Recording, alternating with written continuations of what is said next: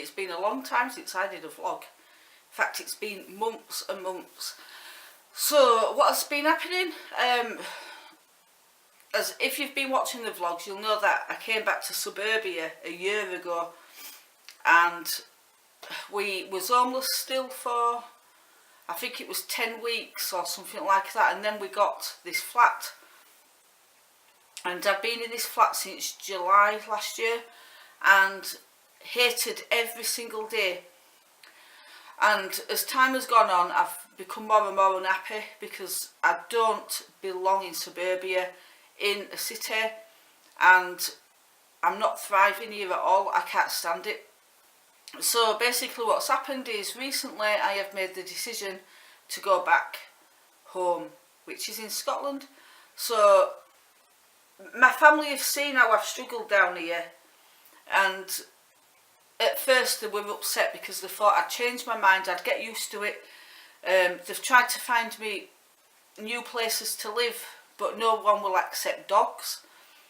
But it's not just the housing, it's the place, it's the old place. I can't stand it here.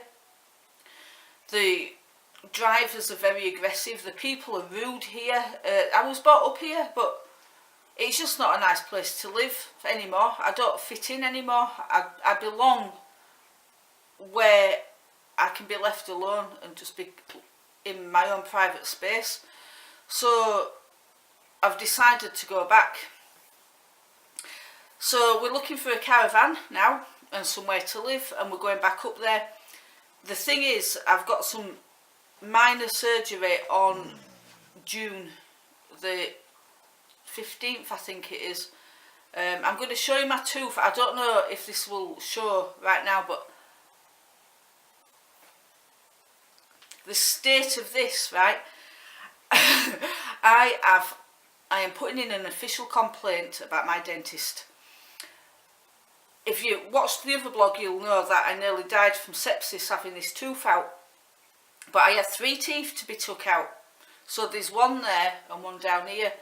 And they've both decayed now, right up to the gum line.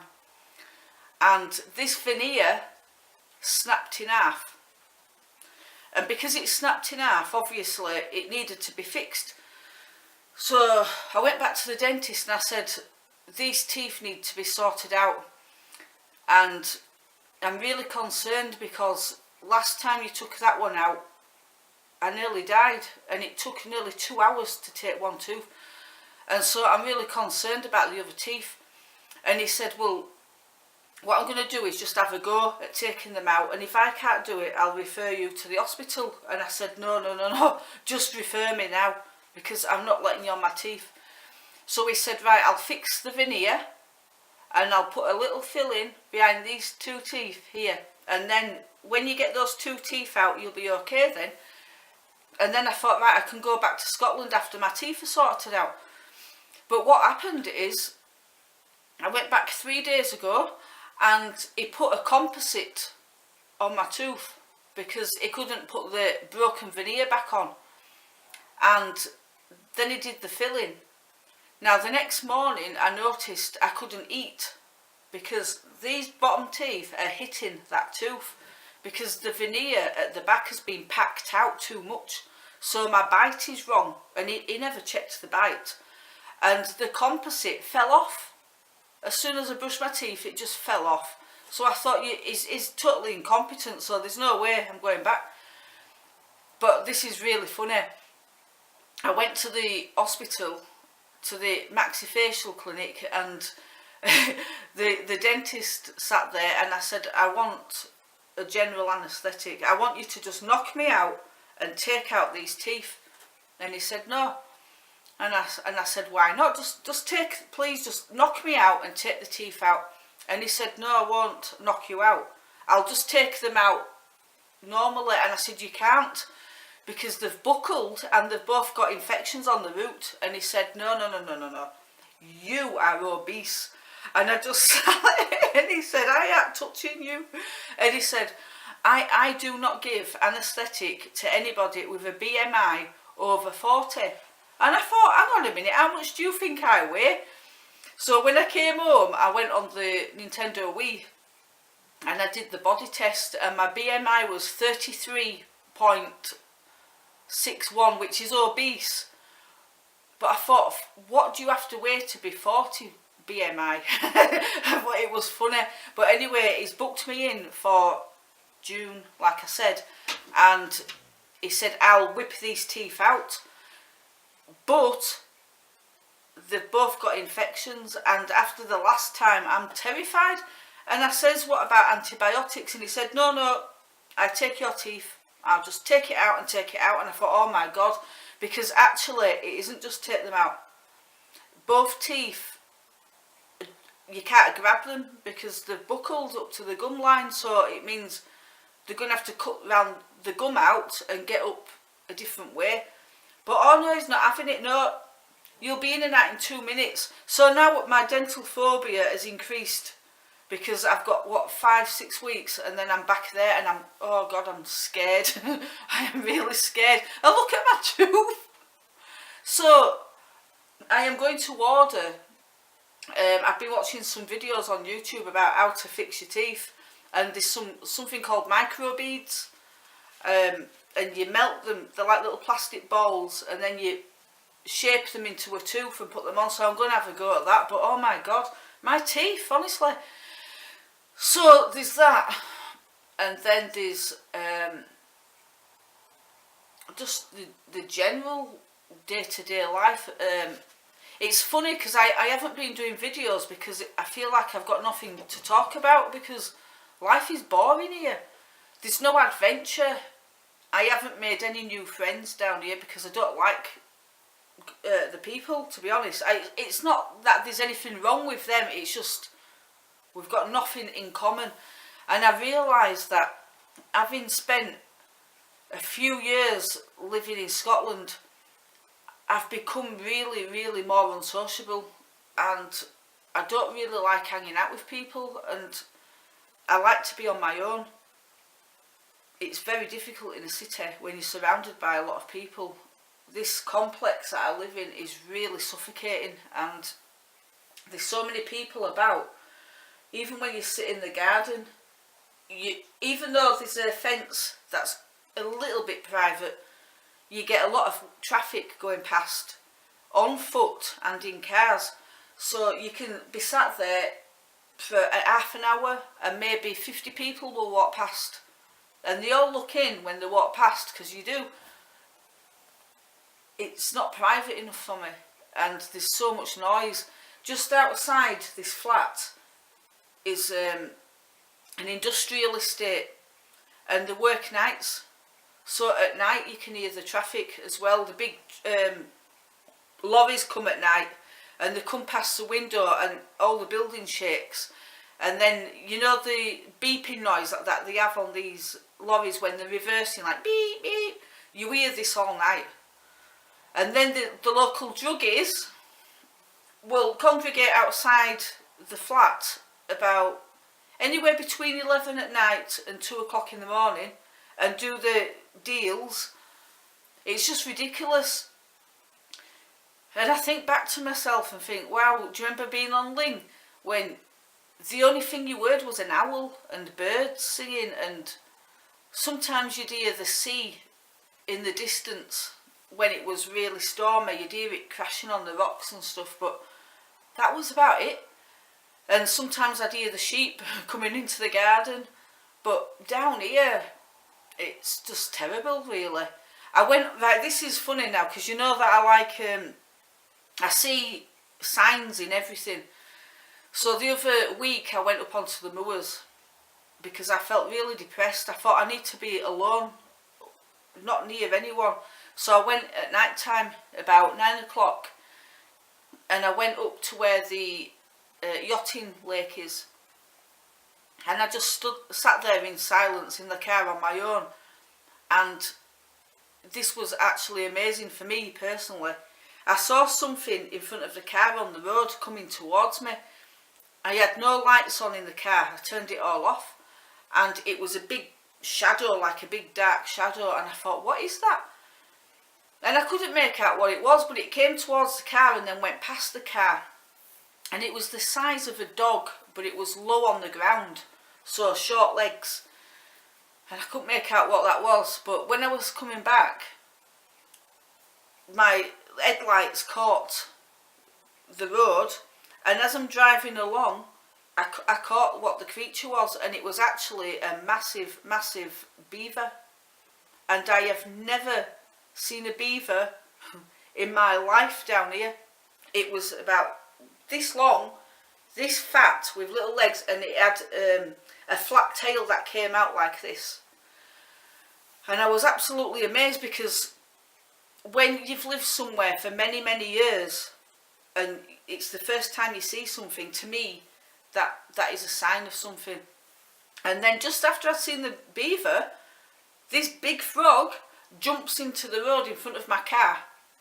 So I went onto the internet to look at what they mean, because I believe in spirit animals and things like that. So that was really interesting. So to me, that was a sign. So I think I'm moving. The last time I seen frogs is when I lived on the Secret Coast, and I'd had enough. I just couldn't take no more. And we were coming back from Dunoon one night, and it had been raining, and it was dark, it was winter, and the road was absolutely covered in thousands of frogs. Thousands and thousands of frogs. And shortly after that we moved. So I take the frog as a movement. So I'm moving.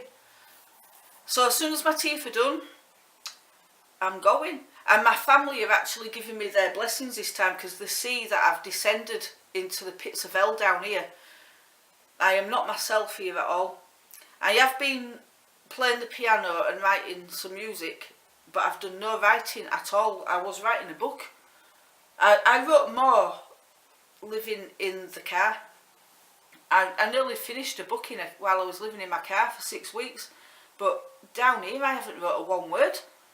There's no inspiration here. It feels like I'm in a concrete jungle, surrounded by spiritually dead people who think I'm nuts, and I think they are, because we're just not alike at all, and it's just not been a good time. What have I learnt from being here? Well, what I have learnt is that I really do belong in Scotland, and I belong off the grid, in a caravan, as opposed to a house. I don't like it. I haven't decorated this place. I haven't put any love or care into it. I've just kept it ticking over, but it's never been a home. But when I lived in my caravan, I loved my caravan. So I have actually found some caravans. You can get a static caravan for 100 quid. The problem with the statics is, obviously you need somewhere to put them, and that is the second problem we have, is finding some land to put a caravan on, but also the removal costs. When I was looking into it, let's suppose I got a static caravan down here and I said take it to Scotland, it would cost thousands of pounds to move it there. So it's very expensive. This is why a lot of people give them away for virtually nothing, because they get the static caravans and they put them on their land while they build a house, and when the house is built then they have to remove the caravan, and because it costs thousands of pounds to move, you can't just get a scrap man to come take them. They just don't really bother, and that is why you find so many of them scattered about, rotting in fields here and there, especially in Scotland. So they're obviously used as a temporary measure, and then no one knows what to do with them. So you can get them for nothing, but you need to move them somewhere where it's pretty permanent. So if you know of anybody who's got a farmer's field who says you can just rent this field here, put your caravan in it, grow your veg, bring your dogs, then that's brilliant. That's a perfect scenario. Not so bothered about Wi-Fi and everything anymore, because I didn't have it up in Scotland really. We only had it as a, well, it was just there when you wasn't working, but you had to go into a scratty tea hut to get to the Wi-Fi. But yeah, so anyway, the only reason I'm doing this vlog today is because I've had a few people for the last few months saying, how are you doing, why aren't you doing videos? And it's because my life's boring.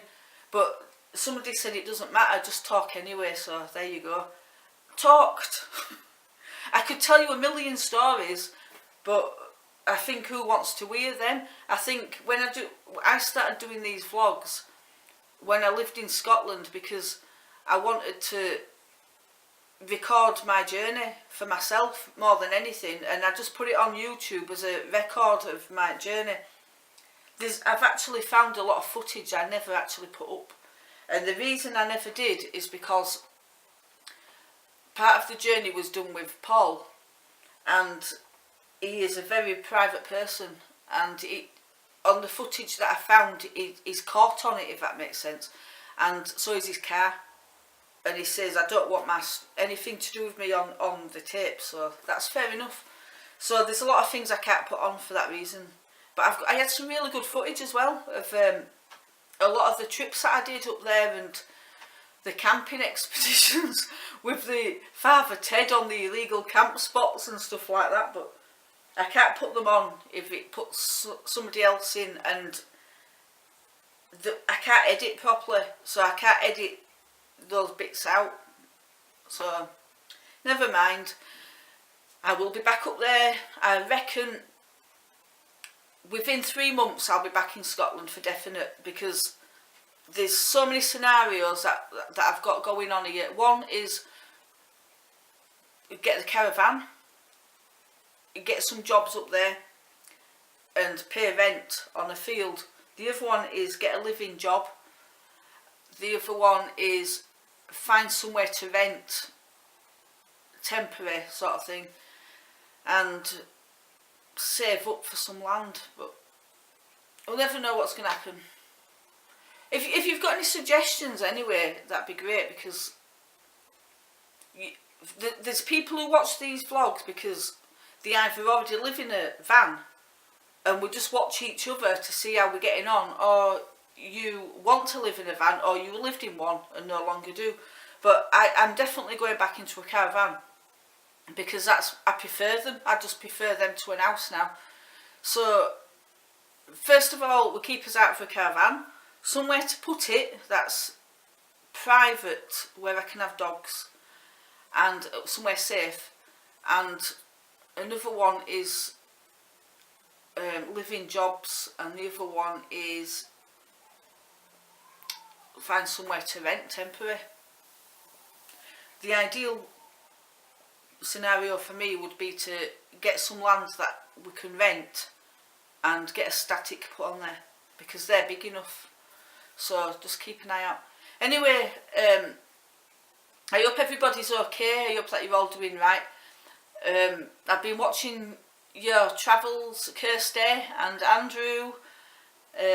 Bry is in his bungalow, so he's not doing that anymore. And I used to watch Jules in a motorhome, but he's in a flat as well. So a few people did it for a while and then went to bricks.